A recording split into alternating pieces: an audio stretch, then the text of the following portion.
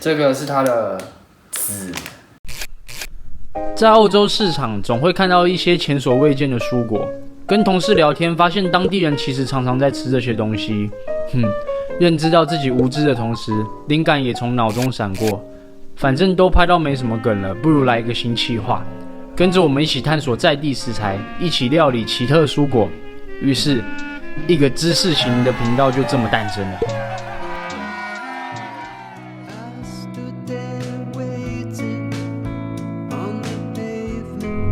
Hello， 大家好，现在早上9点钟。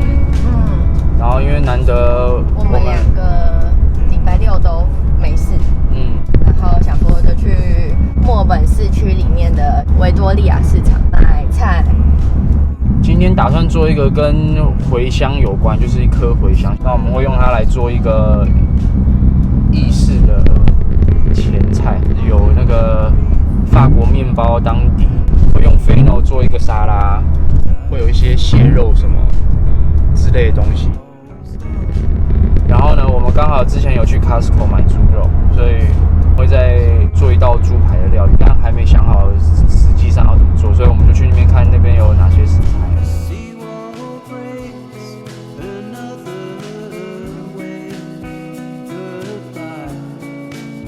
到了，准备下车。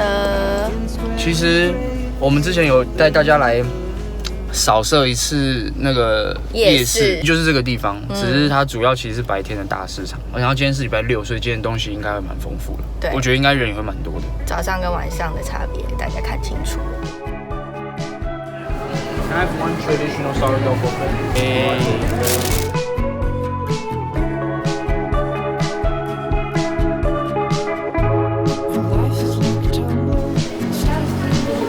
这个看起来不错哎，我们也是第一次来吃，但我们太饿了。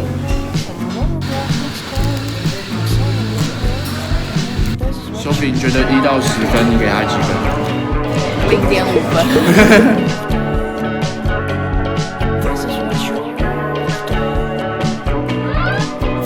这个螃蟹，那我拿猪肉吗？因为我只是要做一个小料理这样。螃蟹肉。你说就纯螃蟹肉？对。买那个比较划算。好，以前买那个很贵很贵，这一次不知道为什么它卖很便宜。哦。全部是肉。要啊。好啊好啊。好方便。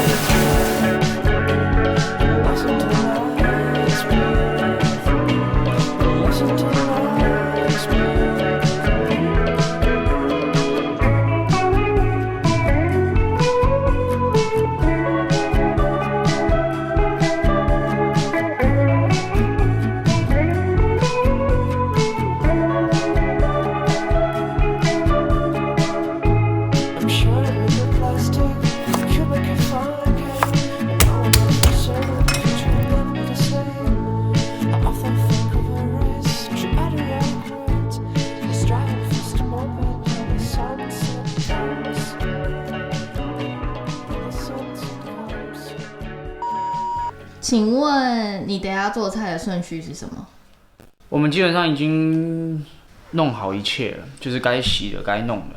所以等一下接下来呢，我相信我可以在1个半小时之内做完这2道菜。我们马上就先弄一锅水，然后开始疏肥我们的猪肉。然后在疏肥猪肉的同时呢，我们就开始做菲诺的沙拉跟蟹肉。然后我们就开始切我们的面包。这道菜就，在掌控中。我们猪肉是不是没有酱啊？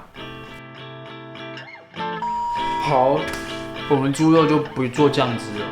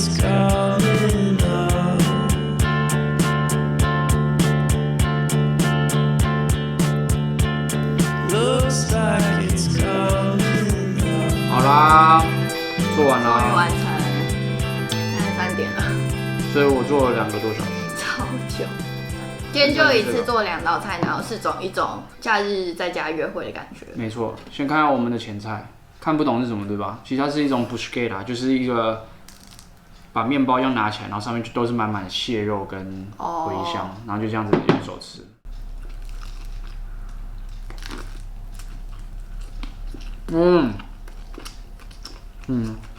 很清爽呀。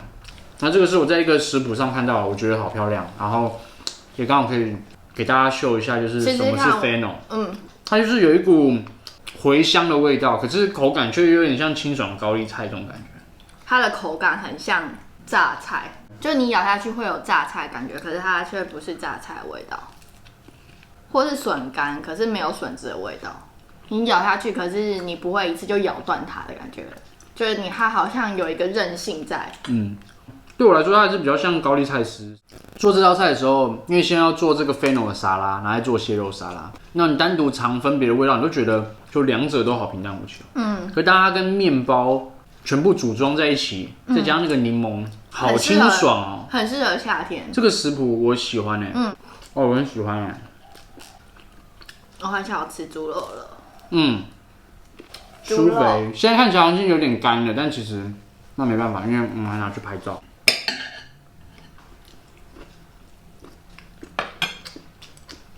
什么样菜我要先讲吗？你有话就讲。它有一个好熟悉的味道，说不上来。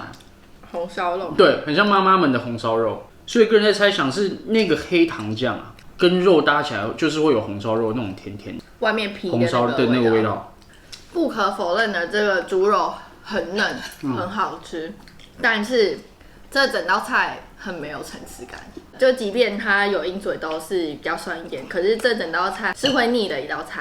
太甜了。但我不得不说，这个炖水果真的很好吃。你有把这个水果跟猪肉一起吃吗？没有，最好给我有点不一样。就是比较没有那么乏味，因为我刚刚直接吃猪肉。就如果你单吃每个东西，那每个东西当然还是每个东西。所以前菜的部分你给8吧。我会给8或8.5，以前菜来说了，这但没办法跟主菜。因为说真的，那个蟹味很重，可是我好像没有到那么喜欢吃螃蟹。个人的那个，这个的话就是其实也是7.5之类的吧，就是以他们2个，他就略输他一筹，但他还是不错的。所以今天我评分大概跟小鹿是有共识的。然后上次办抽奖对，讲到办抽奖，我没有想到有这么多人会留言还蛮有趣的。然后大家也留了他们想要看我们在影片里做什么菜，我们会统整出来什么东西，我们觉得做这个可能也是会有趣的这样子。那今天就这样，今天就破解了一个我人中还没吃过的蔬果。可是我相信茴香现在在台湾也慢慢越来越普遍了。如果大家以后看到，不妨在餐厅也可以去点一下。今天大家就这样子，谢谢大家耐心的看完，那我们下次见。